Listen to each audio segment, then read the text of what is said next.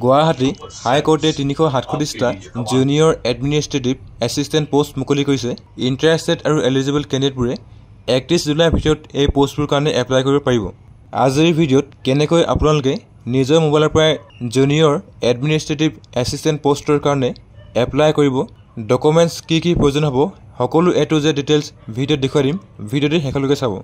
Online apply কৰিবৰ কাৰণে আপোনালোকে এই পেজত আহিব। ইয়াৰ আজি ডাইৰেক্ট লিংক মই ডেছক্ৰিপশ্যনত দি দিম। ইয়াত আপোনালোকে নিউ ৰেজিষ্ট্ৰেশ্যন বটনত ক্লিক কৰিব। আপোনালোকৰ নিউ এপ্লিকেণ্ট ৰেজিষ্টাৰ ফৰ্মখন খোল খাই আহিব। চ' ইয়াত আপোনালোকৰ কিছুমান পাৰ্চনেল ডিটেইলছ এড কৰিব লাগিব। প্ৰথমতে ইয়াত আপোনালোকৰ ফুল নেম ভৰাব। তাৰপিছত আপোনালোকৰ ফাদাৰ্ছৰ ফুল নেম, ডেট অফ বাৰ্থত আপোনালোকৰ ক্লাছ 10 বা হায়াৰ ছেকেণ্ডেৰী যিখন এডমিট কাৰ্ড তাত আপোনালোকৰ ডেট অফ বাৰ্থটো যেনেকৈ আছে ইয়াত আপোনালোকে ডে, মন্থ আৰু ইয়াৰ ফৰ্মেটত ভৰাব লাগিব। তাৰপিছত আপোনালোকৰ এটা এক্টিভ মোবাইল নম্বৰ আৰু এটা এক্টিভ ইমেইল আইডি ইয়াত এণ্টাৰ কৰি আপোনালোকৰ মোবাইলত যিটো কেপচা কোড শ্ব' কৰিব ইয়াত ভৰাব আৰু ছাবমিট ৰেজিষ্ট্ৰেশ্যন বটনত ক্লিক কৰিব। তাৰপিছত ৰেজিষ্ট্ৰেশ্যন কোড জেনেৰেট হৈ আহিব। চ' এই কোডটো আপোনালোকে লিখি ল'ব আৰু আপোনালোকৰ যি ৰেজিষ্ট্ৰেশ্যন ডিটেইলছ গোটেই ডিটেইলছবোৰ আপোনালোকে ইমেইলত লাভ কৰিব। চ' আপোনালোকে ৰেজিষ্টাৰ্ড কোডটো কপি কৰিব আৰু আপডেট কেণ্ডিডেট ডিটেইলছত ক্লিক কৰিব। তাৰপিছত আপোনালোকৰ অনলাইন এপ্লিকেশ্যনখন খোল খাই আহিব। ইয়াত আপোনালোকে যিখন ডিষ্ট্ৰিক্ট কোৰ্টত এপ্লাই কৰিব বিচাৰে লিষ্টৰ পৰা আপোনালোকে ডিষ্ট্ৰিক্টটো ছিলেক্ট কৰিব। তাৰপিছত আপোনালোকৰ জেণ্ডাৰটো ইয়াত ছিলেক্ট কৰিব। যদি আপোনালোকৰ ডিছেবিলিটি আছে তেন্তে আপোনালোকে চেক বক্সত ক্লিক কৰিব পাৰে। ইয়াত আপোনালোকৰ names, father's name automatically face হৈ আহিব। তাৰপিছত আপোনালোকৰ যিটো কেটেগৰী বা কাষ্ট আপোনালোকে লিষ্টৰ পৰা ছিলেক্ট কৰি ল'ব। আপোনালোকৰ মাদাৰ্ছ নেম বা মাৰ নামটো ইয়াত ভৰাব লাগিব। ৱেডাৰ মেইডত যদি আপোনালোকে বিয়া কৰাইছে বা বিয়া হৈছে তেন্তে আপোনালোকে এই বক্সত ক্লিক কৰিব। তাৰপিছত আপোনালোকে এডুকেশ্যন ডিটেইলছ ফিল আপ কৰিব লাগিব। চ' ইয়াত আপোনালোকৰ HSLC 10th ষ্টেণ্ডাৰ্ডত এক্সাম নেমত আপোনালোকে HSLC এণ্টাৰ কৰিব। বৰ্ড ইউনিভাৰ্চিটিত সেৱা এণ্টাৰ কৰিব। ইয়াৰত আপোনালোকে যিটো চনত মেট্ৰিক পাছ কৰিছে চনটো ইয়াত আপোনালোকে এণ্টাৰ কৰিব। পাৰ্চেণ্টেজত আপোনালোকে মেট্ৰিকত যিমান পাৰ্চেণ্টেজ পাইছিলে ইয়াতে এণ্টাৰ কৰিব। HS 12th ষ্টেণ্ডাৰ্ড এক্সাম নেমত আপোনালোকে HS এণ্টাৰ কৰিব। বৰ্ড ইউনিভাৰ্চিটিত AHSEC এণ্টাৰ কৰিব। ইয়াৰত আপোনালোকৰ পাছিং ইয়াৰটো ভৰাব।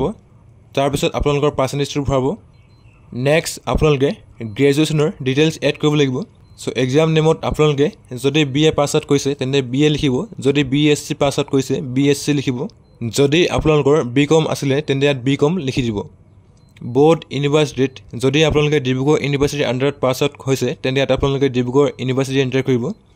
ইয়াৰত আপোনালোকে যিটো চনত পাছ আউট কৰিছে ইয়াত আপোনালোকৰ চনটো লিখিব। পাৰ্চেণ্টেজত আপোনালোকৰ 5% লিখিব। যদি আপোনালোকে CBSE হয় তেন্তে আপোনালোকৰ গ্ৰেড মাৰ্ক থাকে, গ্ৰেড পইণ্টটো পাৰ্চেণ্টেজত কনভাৰ্ট কৰিব আৰু ইয়াতে আপোনালোকে 5%টো এণ্টাৰ কৰিব।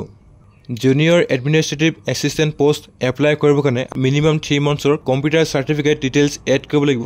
চ' আপোনালোকৰ যিটো কম্পিউটাৰ কোৰ্চ 3 monthsৰ ইয়াত আপোনালোকে এণ্টাৰ কৰিব পাৰে বা যদি আপোনালোকৰ 3 monthsৰ ওপৰৰ কম্পিউটাৰ চাৰ্টিফিকেট আছে তেন্তে আপোনালোকে 3 monthsৰ ওপৰৰ কম্পিউটাৰ চাৰ্টিফিকেট ইয়াত আপোনালোকে এণ্টাৰ কৰিব পাৰে। যদি আপোনালোকৰ 3 monthsৰ DCA কোৰ্চ কৰা আছে তেন্তে ইয়াত আপোনালোকে DCA লিখিব। যদি আপোনালোকৰ এবছৰীয়া ADCA কোৰ্চ কৰা আছে তেন্তে ADCA লিখিব বা যদি আপোনালোকৰ 3 yearsৰ PGDCA কৰা আছে তেন্তে ইয়াত আপোনালোকে PGDCA লিখিব পাৰে। বৰ্ড ইউনিভাৰ্চিটিৰ নেমত আপোনালোকৰ কম্পিউটাৰ চাৰ্টিফিকেটত যিটো বৰ্ড লিখা আছে বা ইউনিভাৰ্চিটি লিখা আছে ইয়াতে আপোনালোকে বৰ্ড বা ইউনিভাৰ্চিটি লিখিব।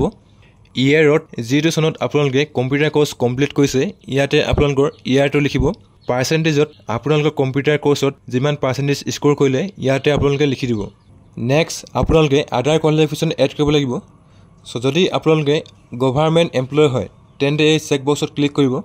তাৰপিছত আপোনালোকৰ এমপ্লয়মেণ্ট এক্সচেঞ্জ কাৰ্ডৰ ডিটেইলছ এড কৰিব লাগিব। ইয়াত আপোনালোকে ষ্টেট আছাম ছিলেক্ট কৰিব। ডিষ্ট্ৰিক্টত আপোনালোকৰ যিখন হোম টাউন ডিষ্ট্ৰিক্ট লিষ্টৰ পৰা ছিলেক্ট কৰিব। তাৰপিছত আপোনালোকৰ এক্সচেঞ্জ কাৰ্ডৰ নম্বৰটো ইয়াত এণ্টাৰ কৰিব। ইয়েৰত আপোনালোকে যিটো চনত এক্সচেঞ্জ কাৰ্ডৰ কাৰণে এপ্লাই কৰিছিলে চনটো আপোনালোকে ইয়াত ভৰাই দিব। তাৰপিছত আপোনালোকে এড্ৰেছ ছেকশ্যনটো ফিল আপ কৰিব লাগিব। এড্ৰেছ বক্সত আপোনালোকে যদি গাঁৱত থাকে তেন্তে আপোনালোকে গাঁৱৰ নামটো লিখিব। যদি টাউনত থাকে তেন্তে টাউন নেমটো লিখিব। তাৰপিছত ইয়াত আপোনালোকে ষ্টেট আছাম ছিলেক্ট কৰিব। Is any FIR complaint criminal case pending against you in any police station court ইয়াত আপোনালোকে নো লিখিব have you ever been debarred from any examination ইয়াত আপোনালোকে নো লিখিব whether income tax assess if so PAN GIN number ইয়াত আপোনালোকে NA লিখিব তাৰ পিছত আপোনালোকৰ যেটো পাৰ্মানেন্ট এড্ৰেছ ইয়াত আপোনালোকৰ পাৰ্মানেন্ট এড্ৰেছটো ভৰাই দিব have you ever been convicted in a criminal case ইয়াত আপোনালোকে নো লিখিব whether you have ever been terminated from service and or whether any disciplinary proceeding have ever been initiated against you ইয়াত আপোনালোকে no লিখিব গোটে ডিটেইলছবোৰ fill up কৰাৰ পিছত আপোনালোকে এবাৰ ভালকৈ চাই ল'ব আৰু আপডেট ডাটাত ক্লিক কৰিব আপোনালোকৰ ডাটা সাকসেসফুলি সেভ হৈ যাব তাৰ পিছত আপোনালোকে ফটো আৰু সিগনেচাৰ আপলোড কৰিব লাগিব তাৰ কাৰণে আপলোড ফটো এণ্ড সিগনেচাৰত ক্লিক কৰিব আপোনালোকৰ ফটো সিগনেচাৰ আপলোডৰ পেজখন খোল খাই আহিব photo dimension 276 pixel with 354 pixels height 5 to 30 KB ভিতৰত হ'ব লাগিব আৰু signature dimension 276 pixel with 118 pixels height 5 to 30 KB ভিতৰত হ'ব লাগিব ফটো আৰু সিগনেচাৰ সাইজ প্ৰপাৰলি বনোৱাৰ পিছত চুজ ফাইলত ক্লিক কৰি ফটো আৰু সিগনেচাৰ আপলোড কৰিব ইয়াত আপোনালোকৰ ফটো আৰু সিগনেচাৰ আপলোড কৰাৰ পিছত ডিক্লেৰেশ্যন বক্সত ক্লিক কৰিব আৰু সাবমিট কেণ্ডিডেটত ক্লিক কৰিব ইয়াত আপোনালোকে ওকে ক্লিক কৰিব আৰু আপোনালোকৰ এপ্লিকেশ্যন সাকসেসফুলি সাবমিট হৈ যাব তাৰ পিছত আপোনালোকৰ ফিজ পেমেন্টৰ পেজটো খোল খাই আহিব ইয়াত আপোনালোকে চালান ফৰ্মখন প্ৰিন্ট বুটনত ক্লিক কৰিব আৰু আপোনালোকৰ যি এপ্লিকেশ্যন ফিজ চালান জেনেৰেট হৈ আহিব এইখন হৈছে আপোনালোকৰ ফিজ পেমেন্টৰ চালান কপি এই চালান কপিখন আপোনালোকে এপ্লাই কৰাৰ দুদিনৰ ভিতৰত SBI যিকোনো ব্ৰাঞ্চত গৈ আপোনালোকে জমা কৰিব লাগিব সিগনেচাৰ অফ দা ডিপোজিট আপোনালোকৰ সিগনেচাৰ কৰিব আৰু আপোনালোকে বেংকত জমা কৰিব সো বেংকে আপোনালোকৰ branch name branch code journal number deposit date authorise signature stamp সকলো কৰিব আৰু আপোনালোকক যিখন কেণ্ডিডেট কপি সেই কেণ্ডিডেট কপিটো আপোনালোকক দি দিব আৰু আপোনালোকে এই কেণ্ডিডেট কপিটো নিজৰ লগত ৰাখি থব চালান ডিপোজিট কৰা দুদিনৰ পিছত আপোনালোকৰ যি এপ্লিকেশ্যন ফৰ্ম সেইখন আপোনালোকৰ জেনেৰেট হৈ আহিব আৰু আপোনালোকে অনলাইন ফৰ্মখন প্ৰিন্ট আউট কৰিব পাৰিব এনেকৈ আপোনালোকে গুৱাহাটী হাইকোৰ্টে ৰিলিজ কৰা 367 এডমিনিষ্ট্ৰেটিভ এছিষ্টেণ্ট পোষ্টৰ কাৰণে নিজৰ মোবাইলৰ পৰা এপ্লাই কৰিব পাৰিব আজিৰ ভিডিঅ'ত ইমান আছিল যদি আপোনালোকে ভিডিঅ' চাই ভাল পালে তেন্তে ভিডিঅ'টো লাইক কৰিব আৰু আপোনালোকৰ বন্ধুবৰ্গৰ লগত শ্বেয়াৰ কৰিব ভিডিঅ'টো শেষলৈকে চোৱাৰ কাৰণে ধন্যবাদ